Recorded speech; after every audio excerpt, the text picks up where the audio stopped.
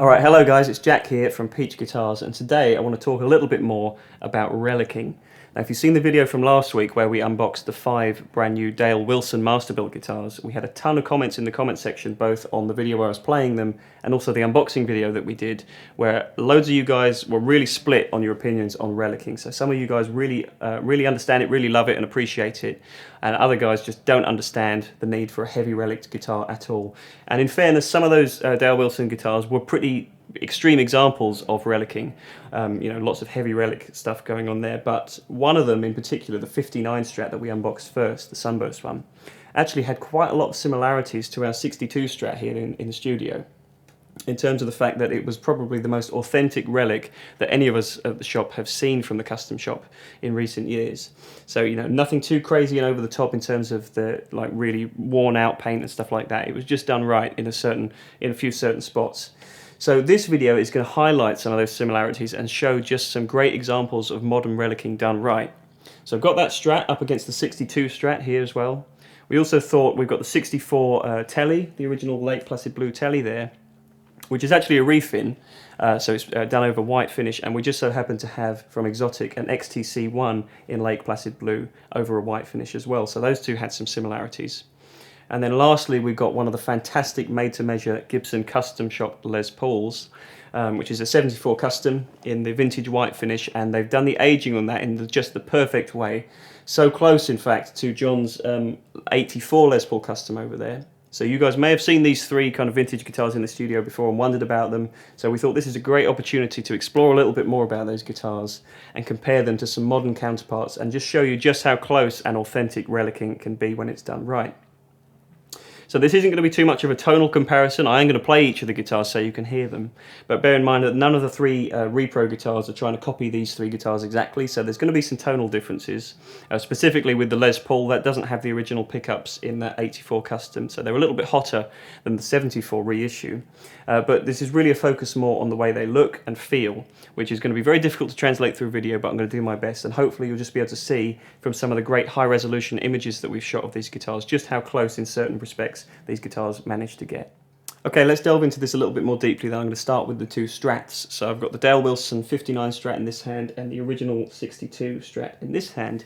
So this is John's guitar that he's played for a number of years. It's nicely worn in. It's by no means kind of comparable to like the heavy relic stuff that you see out of the custom shop, but it's still got a fair bit of aging on the guitar.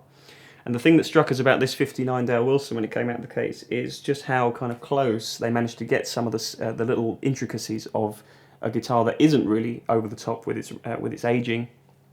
So for example, you can see some of the playing marks on the upper bouts of both of these guitars, particularly just above the tail pieces, are both actually pretty similar. And like I said, this isn't designed to be an exact copy of this guitar or anything like that, but just the general vibe of this period of Fender guitars. Usually, if they were played in a lot, they had some very similar wear marks across the board on most of the guitars you see from that kind of time period. And this just nailed it in a number of different ways. So you can also see on the kind of on the upper shoulder of the guitar, there's some very similar wear marks. And again, it's nothing too extreme. It's not like great big chunks of paint have been hacked away or anything like that. They just nailed it. And on the back as well, this one's showing a little bit more wear because it's been played probably a little bit harder than most people would play their guitars, I would say, in John's case. But this guitar again just shows a really good example of the very natural kind of wearing out on the back of a guitar, all the way around it in fact. And the thing that's probably the hardest to recreate on these kind of guitars are the lacquer checking. And hopefully you'll be able to see in some of the pictures that we've taken of these guitars just how similar they are. And I think if you weren't to know that these were made several decades apart, I think they're pretty close in terms of their aesthetics alone. Now tonally, like I said, these two actually, to my ear, sounded quite similar, because Dale Wilson's pickups are just phenomenal vintage sounding pickups. We've had a couple of comments actually about saying, why would you make a guitar that looks so vintage but doesn't sound that way? And I couldn't disagree more. I think these Dale Wilson guitars in particular, and most of the custom shop offerings, do sound really classic. This guitar does have the original pickups, but they were rewound, so they're slightly hotter than vintage style pickups in fact. But still very, very similar. But really, like I said, this is a focus on the aesthetics of the relicking of each guitar. Right down to like the fingerboard wear, the feel on the neck is pretty much identical on these. They're both really smooth, really comfortable. And you can see if I flip them round, They've both got kind of a similar level of aging, both turned a similar kind of shade of brown on the neck, which is really, really nice.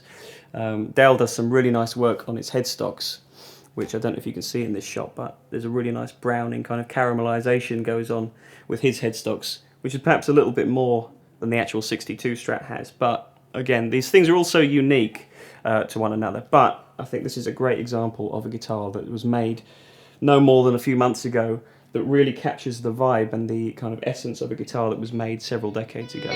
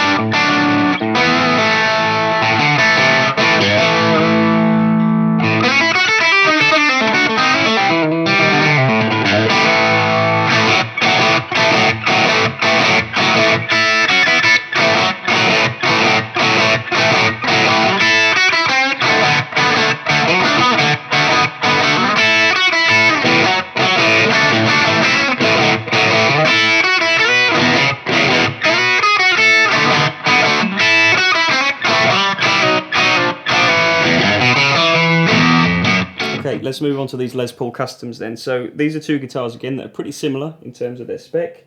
When this guitar came in probably a couple of months ago, I was really excited to see a 74 Les Paul Custom done really well. It's not kind of a staple of Gibson's range at any point. Les Paul Customs kind of went out of fashion a little bit. In terms of, by the time this guitar was made in '84, they were still kind of just about in their heyday, and this is a great example of what a Les Paul Custom should be. And this guitar lives up to it very closely, I would say. Mostly, the most important thing with these customs is the way the finishes age over time. So this is actually called a white aged finish, but as you can see, it's nowhere near white. It's very much like an off-white cream colour now, or banana yellow as they're sometimes affectionately termed, which this guitar has in spades. So this is a great example of that kind of aging over time on the finish. And this guitar though a little bit newer, I would say, in terms of it's not quite as beaten up and relicked as this one is, naturally, of course. They're both pretty similar throughout. This is a lot more yellow, and hopefully this one will get to that point. But just to get a guitar straight off the shelf that looks like it's had 3 or 4 decades worth of playing in, and the colour naturally fading to that gorgeous yellow colour is quite something. So in terms of playability, they both play exactly the same, I would say. Really smooth neck, really nice low profile frets. Really nice fretwork as well on the Gibson Custom Shop guitar. There's no buzzing, no rattling or anything like that.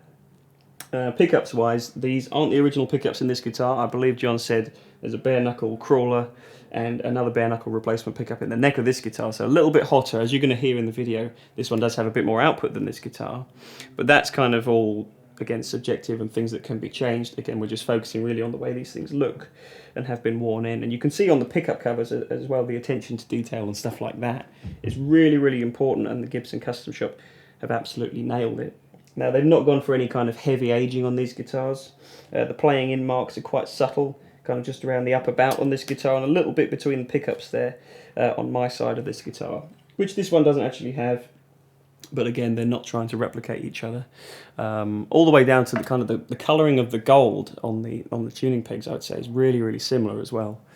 So it's these tiny little details that people often skip over. And you know, it's easy to make the mistake of just thinking this looks like a new guitar that's trying to look old. And it's not until you see it next to something like this you realise just the amount of time and the lengths they've gone to recreate these great little details. One thing I would say I want to see Gibson bring back, though, are these little string winders in the tuning pegs, which is just the coolest thing I've ever seen.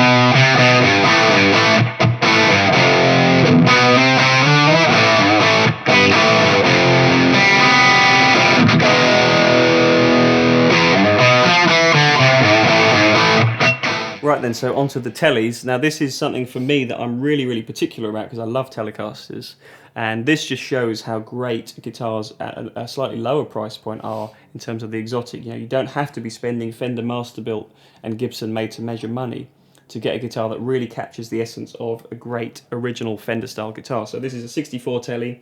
As I mentioned, it has been refinished, so this is a late placid blue over the original white finish, and on the upper bout of each guitar you can just see the white paint starting to peek through.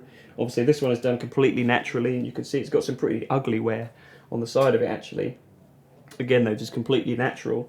And guitars like this, obviously they're a little bit more uniform because they have to work to kind of the tolerances of the factory in terms of the relicking that they can do.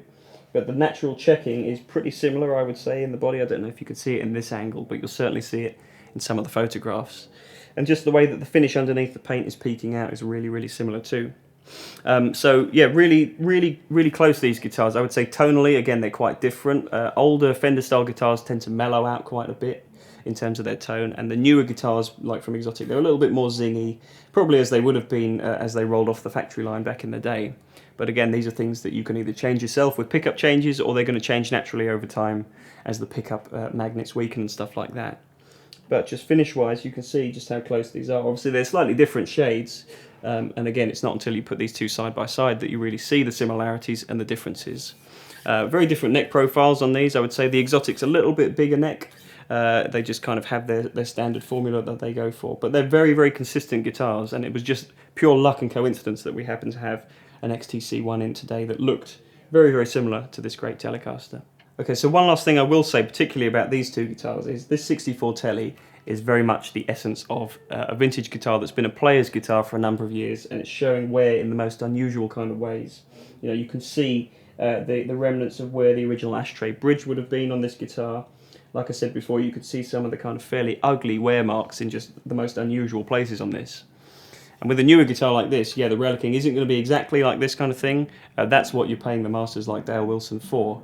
But really, they're very close in terms of their feel, and I would say you've got some great modern benefits on guitars like these from Xotic, with the locking tuners, the flame roasted maple neck and stuff like that. So these are going to age just as well as these guitars are, probably even more in a more stable way. These guitars are probably going to last even longer than their vintage counterparts, I would say.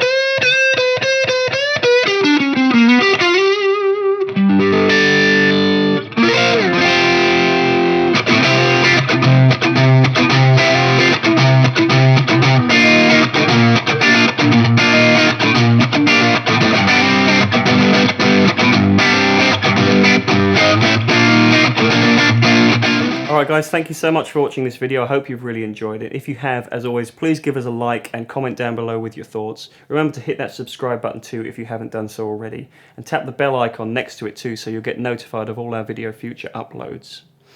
So I don't know if I've managed to convince any of you guys on Relicing, if you're Relic skeptics. Hopefully this video will just serve as an example of just how good it can be when it's done right. However, if you're one of those guys that just doesn't understand it, maybe you'll never understand it, and that's absolutely fine. Again, this is just this is all entirely subjective stuff, but we've got 3 great examples here of guitars that do it just right, in my opinion. So I hope you've enjoyed it. If you have, and you want to find out any more info on these 3 guitars that we mentioned in the video, you can find out all the info you want to know at peachguitars.com. So thanks so much for watching, guys. I hope you've enjoyed it. Stay tuned, and I'll see you next time. Cheers.